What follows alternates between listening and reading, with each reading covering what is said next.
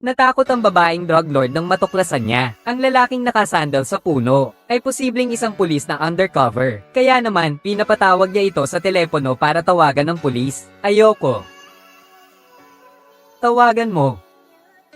Si Wu Shenfeng naman ay biglang kinabahan ng husto dahil hindi alam ni Chen Yu na siya ay isang undercover. Kung tatawagan ito, malaki ang posibilidad na ma-expose. At ang babaeng drug lord nang makita ang pag-aalangan ni Wu Shenfeng, diretsong inutusan ng mga tauhan niyang ibigay ang cellphone at inilapit sa kanya. Dahil dito, agad na tumagilid ang puso ni Wu Shenfeng. Ngunit sa ngayon, kung hindi tatawag, tiyak malalagay siya sa panganib. Wala siyang magawa kundi tanggapin ang cellphone. Tinawagan si Chen Yu at ang hindi inaasahan ng lahat ay si Chen Yu. Nang makita niyang isang hindi kilalang numero ang tumawag, akala niya ay isang spam call. Diretso niyang pinutol. Magandang araw. Ang numerong inyong tinawagan ay kasalukuyang abala. Mangyaring tumawag muli mamaya. KY, E90, AGSU, AYYI. Siya ay pulis. NC. Kapag nakakita ng hindi pamilyar na numero, tiyak na hindi sasagutin.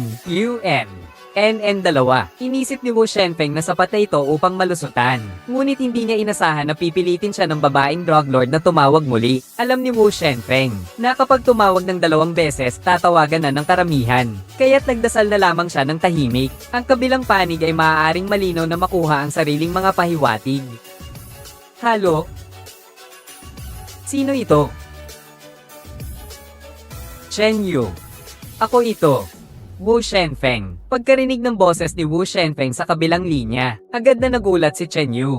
Kaya agad niyang kinuha ang telepono at lumabas. Hindi pa tapos magsalita si Wu Shenfeng, agad niyang binaba ang tawag. At ang ginawa niya ay lalong nagpalalim sa pagdududa ng mga drug trafficker sa kanya.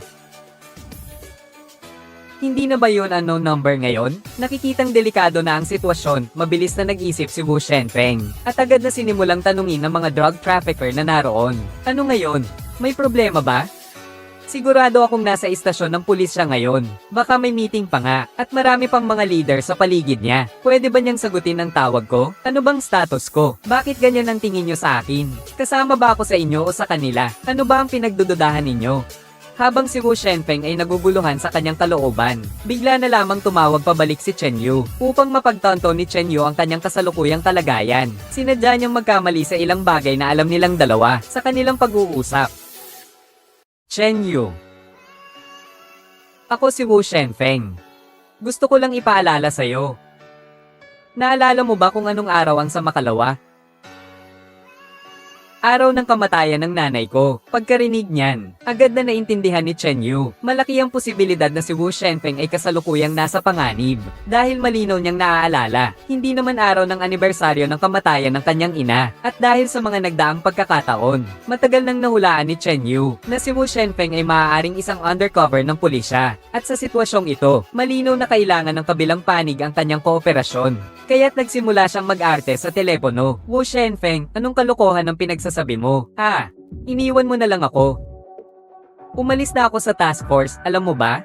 Binalik na ako sa police station, naging pulis na lang ako sa barangay. Alam mo ba? Nahuli ko na ang pumatay sa tatay mo. Nasara ko na rin ang Jaime A. Sauer. At sa bawat kaso ng paggamit ng droga, lagi kang nakakaalis ng walang bahid dungis. Sabihin mo sa akin kung bakit ito nangyari. Nang marinig ito, si Wu Shenfeng ay malinaw na. Alam na ni Chen Yu ang kanyang mga pahiwatig. Ang puso niyang puno ng kaba ay tuluyan ng hamupa. Dahil alam niya, sa pamamagitan ng mga salitang ito ni Chen Yu, nawala na ng duda ang mga drug dealer tungkol sa kanya. At ang dahilan kung bakit pinakol ni Wu Shenfeng si Chen Yu, may dalawa pang mahalagang layunin. Una, upang tiyakin ang kanyang pagkakakilanlan. Maaari mo ba akong sabihan ng totoo? Totoo ba ang ulat ng pulisya ng Yanhei? Iyon ay isang ulat. Ulat na ipinaabot sa buong lipunan. Ano ba ang akala mo? Matapos ang hakbang na ito, biglang tumibay ang loob ni Wu Shenfeng. Isang sipa, tumilapon ang upuan sa ilalim ng mga paa, at agad siyang umalis.